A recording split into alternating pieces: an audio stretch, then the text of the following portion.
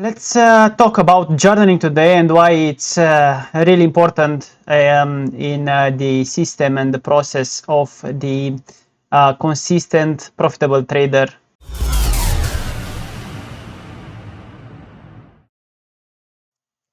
So guys, listen, journaling is extremely important in the process of a profitable trader. And I think there are people that think that journaling is just a waste of time and that there is nothing to win from actually journaling your trades, but I think that they're extremely wrong. And in this video, I will explain why. I will explain my thoughts behind journaling. I will explain why less is more in everything, but especially in journaling, and why your journal should be, what can I say? It shouldn't be something that is hard to do. It should be something that not necessarily gives you some enjoyment, but you should treat it such that it is your statistics. You are checking your patternicity in your trading, and you are progressing through understanding what type of trades are better for you and what type of trades are actually your demise. Okay. So let's start with the fact that I think that many people have the opinion that journaling is useless, and I think that this is extremely wrong. I think that journaling builds your discipline, and you will understand exactly how your trades are looking after you're actually checking your journal at the end of the month. For example, how I'm doing it, and you are putting your trades on a chart and understanding what happened at that point and what you can actually do better. Obviously, you can build statistics. Obviously, you can do whatever you want with your journal because it's your journal. That's why I would, to be honest, recommend and try to push it to you that you create a journal that makes sense for yourself. Don't copy my journal, don't copy anybody else's journal. Just make a journal that makes sense for yourself. For example, I don't really type many things in my journal because I don't think it's important. I like having, for example, the coin, the day, size, entry. This is the compound, initial stop, second stop. Sometimes I do it, sometimes I don't. Type of trades, obviously type of ideas that I have explained in this video. In case you are wondering, I will also add the video that that I explained the type of ideas that I'm using in the market, the outcome, either whether it's a win or loss, the amount I won or lost, and in percentage, and actually what I'm doing with the account. This is, for example, the journal for the second account of 50k that I have bought at the start of this month. I'm doing pretty well on it. I'm actually almost halfway through actually winning it, which is really good for me. Okay, I don't really care about having this done in a day, 1 week, and so on. I'm taking this slow and steady, and I'm understanding my process, and I'm actually building upon it. Okay. Now, when you're journaling, I think that the most important factor is that you understand why you're journaling. Okay, so you have to have your why. You have to have an objective for journaling. For example, for me, the biggest switch that journaling helped me with is the fact that whenever I journal my trade, I have to type what type of idea it is. Okay, so for example, I know that it's a B-type idea. I immediately go and understand that it should be around 1% risk. Okay, that probably shouldn't go over 1% risk. Same with C-type idea, which is obviously usually a scalp, and A-type ideas, which usually are more of a swing type of trades, more of a weekly two weeks trades.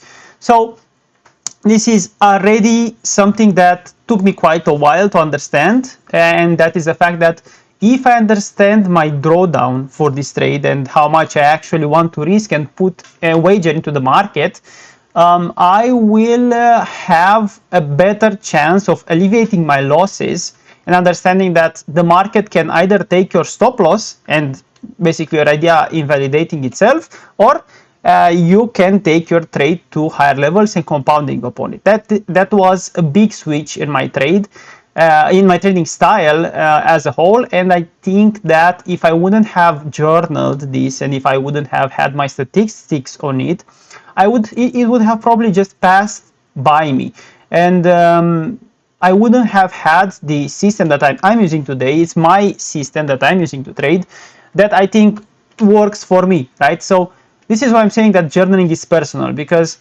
you can get things out of your journal that other people think that these things are useless, right? They underweight the importance of these factors that you are taking out of your journal. So first thing first, your journal should be personal. Okay, less is more. Don't have it stuffed out with 10,000 columns and whatever of every single second that you're taking the trade off at, or whatever. Maybe it helps you to know exactly what hour you're taking the trade at. I used to do this, and I noticed that it didn't help me. Okay, so first thing first, make it personal. Second thing that I would say would help is actually filtering what you care about and what you don't care about. Okay, so for example, here in my journal you will see exactly that there's not much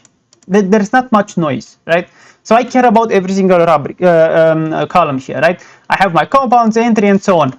If I happen to care about something else at some point, I will probably just add it, or maybe I subtract. Maybe I say, okay, I don't care about P and L percentage, even though I do. So for example, I am trading in batches, in ideas, and having the understanding of the outcome of a batch of trades is important to me, right? But I'm not really looking to stuff my journal out with 10,000 columns and not understanding what they're for, just for the sake of having more data in my journal.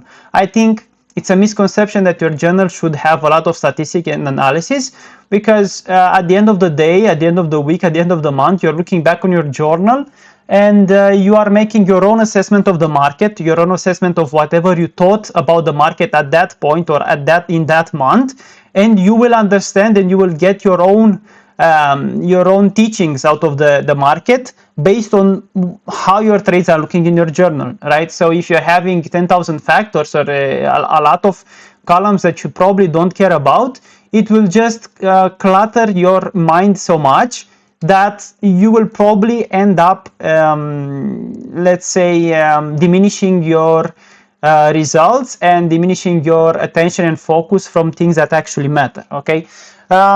The third thing that I think is very important for journaling is understanding that once you make a journal, you have to keep it. Why am I saying this? I think that this is a misconception in trading, where people think that once you get a payout, or once you get some money out of the market, or once you do a good trade and you were focused on a trade and so on, it will get easier. It will never get easier. Of course, you will get used to the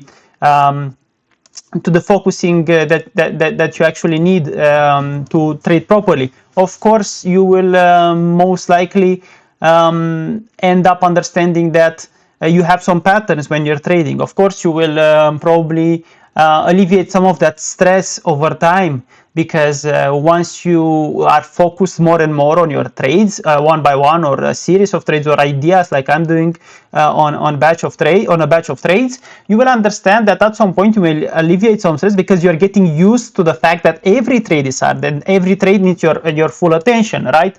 And so that's exactly what happens with journaling, where you start journaling. It's a bit tedious at the start. It's a self-discipline building tool, and you will understand that if you stop doing this, it will actually be detrimental to you. Okay. The last thing that I want to touch about journaling is the fact that I think too many people don't understand the fact that journaling actually helps you take stuff out of your mind. Okay. So if we're taking apart the fact that you are actually checking your trades for patternicity, and you are understanding that you will be a better trader just by the fact that you're understanding what type of trades you're doing good in, what type of ideas or trades you're doing bad in, and you will start balancing it out and understanding that you probably have to be a bit more patient, or maybe even on the contrary, you have to be a bit more with your eyes on the prize and pull the trigger faster. I think that many people don't understand that actually journaling takes a lot of pressure from your memory, right? So for example, if you're journaling, you don't have to keep in mind what you did on that said trade. You have it written down, and once you get back to the journaled trade, you can actually just remember what exactly you felt in that moment, how it pans out with how the market went. So for example, if you lost, if you won, and so on. You can actually have a digital representation over time of your thoughts, of your feelings, of your why not performance, and so on. You don't have to keep everything in your mind. This is a bad thing that happens, I think, in our society, and for the people that I see around me at my age. I think a lot of people are reluctant to journaling because they think they can keep everything in mind, and they think they can assess everything just remembering from their own minds, right? This is a bad thing to do. You have to understand that we have a certain amount of mental capital that if you are pressing it every single time with things that you don't really need to do it with. So for example, if you have the option to journal your trades, you don't have to stress your mind with useless trades that you would keep in your mind just so you remember at a point in time what you did and how you did it. You just go on your journal, you put your trades on the chart, and you will automatically remember most of the trade. So I think that this is a big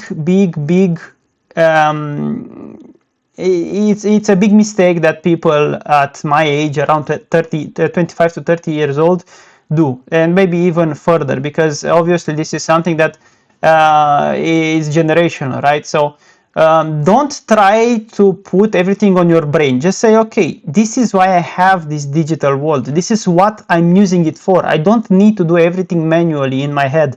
I can literally use what I have at my hand. I can use the technology, which is, let's be honest, this is basic. Like anybody can do this. You don't have to be a scientist to write an Excel with your trades. Okay, do a favor to yourself and understand that once you try and successfully do it, understanding that your mental capacity or mental capital is capped daily, weekly, monthly, but especially daily, you will your performance will just skyrocket just by the fact that you are basically making it so that the things that don't have to linger in your mind 24/7, just for the fact that you are being stubborn with technology, and understanding that journaling is much more than just writing something on a Excel sheet. Yeah, so once you get out of your stubbornness, you will get out of your way. That's my point. Okay, just understand that you should be the first person to help yourself. Okay, thank you for watching, and see you in the next video. Take care. Bye.